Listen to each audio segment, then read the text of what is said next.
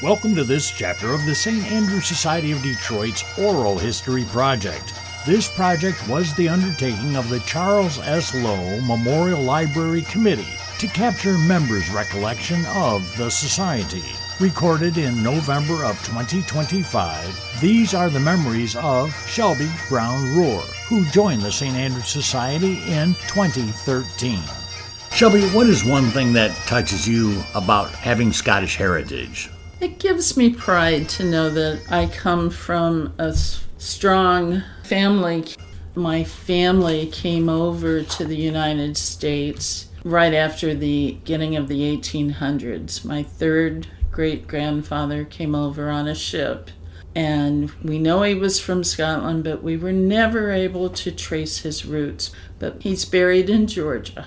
Have you ever seen his grave? Yes. My family in Georgia was able to take us to his gravesite in the middle of the woods, and we were able to put a tombstone up for him and his wife in those woods in Georgia. Well, I imagine with that background, you were pretty excited about finding this Scottish society in Detroit. You know, when we moved to Sterling Heights, we would drive by the Kilgore and we would see that it was the St. Andrew Society of Detroit. And I would always tell Van that someday we would join that club because I was Scottish. What inspired you to join? My daughter was looking for a wedding venue and she wanted to check out the Kilgore. And so we went to see the Kilgore, and while we were there looking at it for a wedding venue, I filled out a membership application, and I haven't left. My daughter, Veronica, married a Campbell, and she had a beautiful Scottish wedding, her husband in full kilt and regalia at the shrine, our church.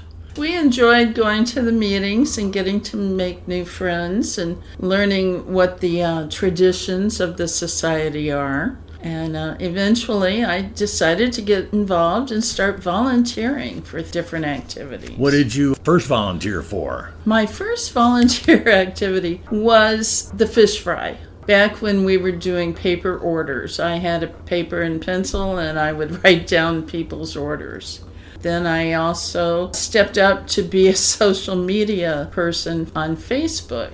Paula Lupi was the communications director, and she wanted a communications team. And I said, well, I can do Facebook. Anybody can do that. So for a couple years, I was posting things about the society on Facebook. Well, obviously, part of that communication team, you've been promoted, you might say. Yes, I have. Paula became ill in 2016 or 2017. And we were at a meeting, and someone said, how are we going to get out the Highland Fling newsletter? And I've got an IT background, and I said, don't worry about it. I can do something to get a newsletter out. And Paula gave me her password, and I took a previous edition of the Highland Fling, and I modified it, and we had a Highland Fling the next month. How many people does the fling go out to monthly now? Right now, we're pushing about 450 people. And that's all the membership and some non-members? Mostly just the members. I no longer keep track of our friends.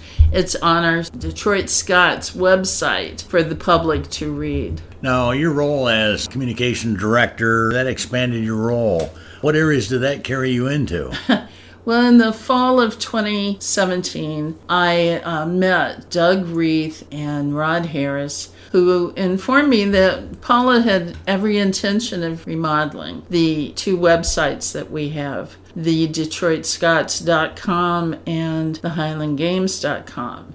So the three of us started meeting at the Kilgore once a week, 4 hours during the week, and we came up with the current website design, and we launched in 2018. So you'd actually go to the Kilgore and work on this together? Yes, the three of us would bring our laptops and sit in the conference room side by side and work on the website each week. And I, for one, had to learn HTML or WordPress, learning how to put these websites together. I take it Rod Harris and Doug Reith were already pretty experienced at those softwares? Yes, the three of us had vast careers in IT, and Rod Harris was a one-man show with the website up until Doug and I joined him to create these new websites. So you had a website for the DetroitScots.com, you had one for the games.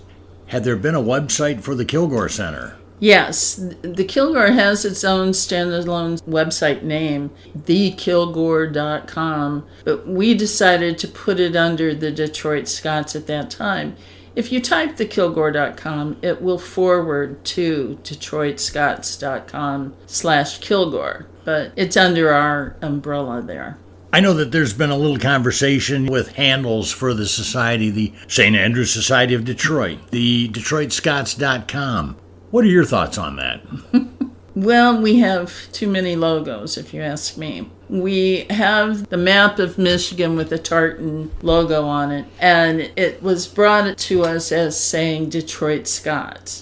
I added a line underneath it to say the St. Andrews Society of Detroit, established 1849. That way I thought I'd make everyone happy who either liked Detroit Scots or preferred to be called the St. Andrews Society of Detroit. But we've had several other logos that people still insist on using. So the name of the organization is St. Andrews Society of Detroit. However, DetroitScots.com is a lot easier of a handle for new potential members and whatnot to grab onto. That's the entire idea, is everything we have or publish should have our website on it, DetroitScots.com. So in today's world, they have no doubt what our website name is. We've recently changed our logo once again to include the .com on the other side of the Michigan map. So even looking at our logo, you know our website name. Under your tutelage, editor of the Fling, how has the Fling changed? One of the first things that was suggested when I took over the Fling was to standardize it, to have the same font, the same title font, the same format, and I have done that over the years. I'm on my 8th year of creating the Fling, so I think I've got it pretty well down now. I get lots of compliments that it looks very professional. How many pages is the Fling usually? We're going right at 20 to 25 pages, depending how busy we are. And what do you mean busy by what? Well, a certain section of the Fling are event flyers where we're selling tickets or we're having an event at the hall, such as the chili cook-off or the fish fries. This past month, I had 5 or 6 pages of event flyers. Event flyers, probably more colorful, easier to obtain the information than long written articles? Yes. That's one area where I have taught myself how to create more colorful, more informative ads. I have used an Adobe product and taught myself, even though I'm not a graphic artist, I've taught myself how to create an eye-catching, informative ad that will help us sell tickets to the public, inform our members what's coming up on our calendar, and I think it's well enjoyed. In 2018, you, Rod Harris, and Doug Reith launched the new websites.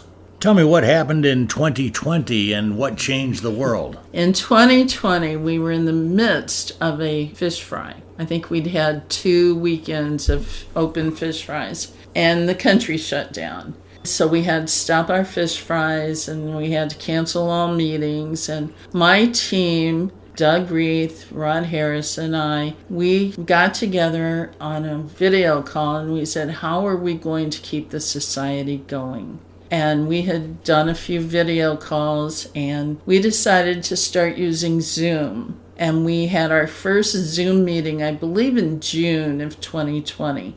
And we invited all members of the society to join us. And we continued to have Zoom meetings until sometime in 2021, when it was all open again. Did the meetings work pretty well? They did. Not everyone liked them. But Also, we wanted to add some social activities because we were all going stir crazy in our homes. So we came up with trivia nights, and we also tried a games night, or we had pub nights where we could just bring our glass of wine or our beer or whiskey to the Zoom meeting, and we could just chat with each other about what was going on in our lives.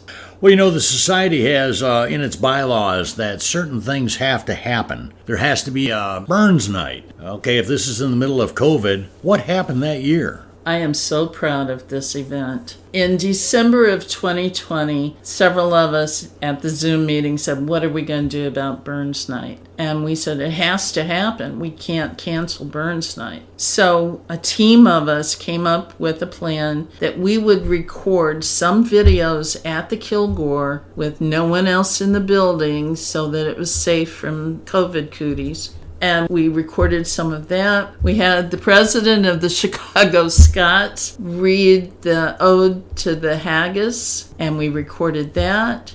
We arranged with Lily's Seafood Restaurant in Royal Oak to have carry-out dinners for Burns Night. And we also sold flights of whiskey for the whiskey toast on Burns Night. So you could go by the Kilgore and pay $20 and you'd get 5 drams of whiskey for the night. And then we hosted it on Zoom. And we also loaded all these videos into our YouTube channel for people to view. We had Robert Burns poetry. It was just the most successful night you could imagine, being that we weren't there in person. It was an A+. We got so many compliments on it, and people were able to watch. They can still go out and watch the 2021 Burns Night on our YouTube channel. How would they get there? Detroit Scots on YouTube. You search for Detroit Scots on YouTube. Excellent. Okay. A minute ago, you were talking about doing things with paper and pencil for the fish fries. I imagine there was a lot of other things, membership lists, paper and pencil. And I imagine that under the communications team that was upgraded into modern technology. And if so, how? That was quite the project. I believe it was in 2021, our membership chair, Rosemary Newton, became ill. And she was keeping our membership roll on an Excel spreadsheet. My team knew that we needed to come into the 21st century and get it off a spreadsheet, because I had my own copy of a spreadsheet. Kathy Hassey had hers for the games, and there were just too many versions of our membership rolls. So we spent 8 months of 2022 researching all of these packages that could fit our needs. I had a team of Emily Bizzell, Doug Reith, Rod Harris, and Bob Richardson. The team spent 8 months looking for this new package, and we loved Wild Apricot, and we launched it in October of 2022. Now, these meetings that you and the team were having for this, were the meetings old-fashioned? Were you going back to the Kilgore Center for your meetings, or were you having them online? No, the society has remained on Zoom since COVID. We pay for a Zoom account, and all of our committee meetings or team meetings are held on Zoom. So we never had to go back to the hall. Some would say, from all the things that the communication team, that you, your team, everybody's like the person behind the curtain. Yes, I call myself the Wizard of Oz. As communication director, I need to know a little bit about everything going on. I need to know what events are coming up. I need to know ticket prices. I need to be able to share it on social media. I'm responsible for a PowerPoint presentation during our meetings once a month. Thank goodness I've got Bruce Gray now, who creates beautiful PowerPoint presentations, but I sit there at the laptop and make sure it's running during the meeting. That fell onto my team's shoulders to keep us entertained of what's going on in this society. The PowerPoint.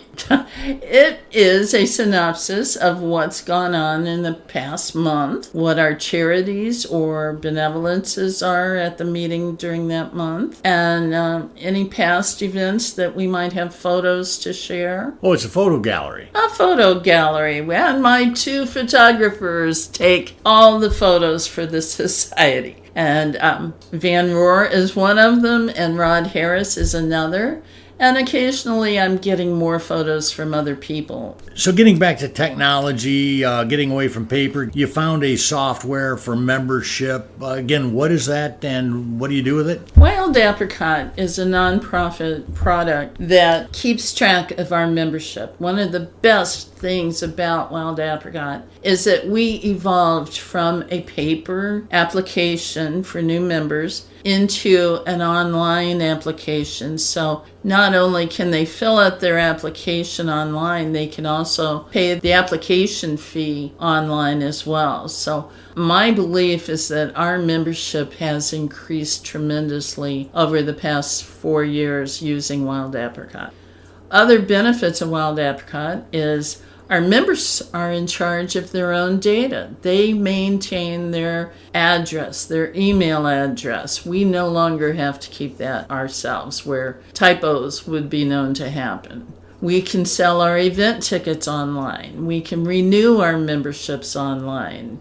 The membership chair, Julie Bartoy, can communicate with people who've applied for membership, or she can send out renewal notice for the membership dues. She also keeps track of who's a life member or who has passed. So what else have you enjoyed about being a member of the St. Andrews Society of Detroit? I've also enjoyed being very involved with the Friday fish fries. Once they came back after COVID, our fish fries have grown in popularity. My main position at the fish fry when it's happening is I'm at the front desk as a cashier. And we have grown in our technology over the past several years. We're using Square terminals where they're hooked up to printers and someone will give me their fish order and we'll print a ticket, we'll take their credit card, and then someone will seat them in the hall and the dinner is served right to their table. What have you done for the Highland Games and how have you enjoyed the Highland Games? I started out volunteering at the Highland Games being a ticket taker at one of the gates. I retired from that a couple years later when Doug Reith needed me in the technology of selling tickets at the gates. It's a big undertaking to sell tickets at the gate, sell tickets ahead of time on the website. The technology used, we have Wi-Fi hotspots and Eventbrite tools and phones, and it's just very heavy in technology. Okay, let's say it's Games Week. You, Doug Reith, Rod have been working on all the technology, getting things ready all week. Okay, it's now Friday night. You're going out to the Cayley. You're going out to enjoy Friday night. What's the feeling you have when you get out of the car and you start approaching the grounds? I'm a proud Scot to think that we got it done. Not only do I work the gate technology, but my team is responsible for HighlandGames.com being updated in time to sell tickets and to announce what the bands are at the Cayley, what the events are, and we work hard from January until August, getting our society's message out there. Being involved in the society and getting your hands into more different things, I trust you found it a great way to get to know people and make friends. Yes, I've made a lot of good friends through the society. Not only my team members, but most everyone who comes to meetings or sees me at the front desk or at the games. Yes, I've made good friends.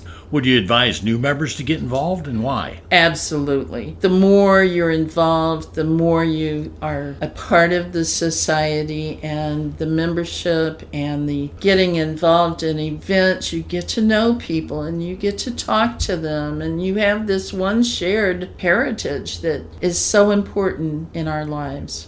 This presentation of the St. Andrews Society of Detroit's Oral History Project was produced by Van Rohr for the St. Andrews Society Library Committee under the direction of Dennis Clements, current chairperson, and Shelby Rohr, current St. Andrews Society of Detroit's communication director. The St. Andrews Society is Michigan's oldest charitable organization, founded in 1849. Salancha.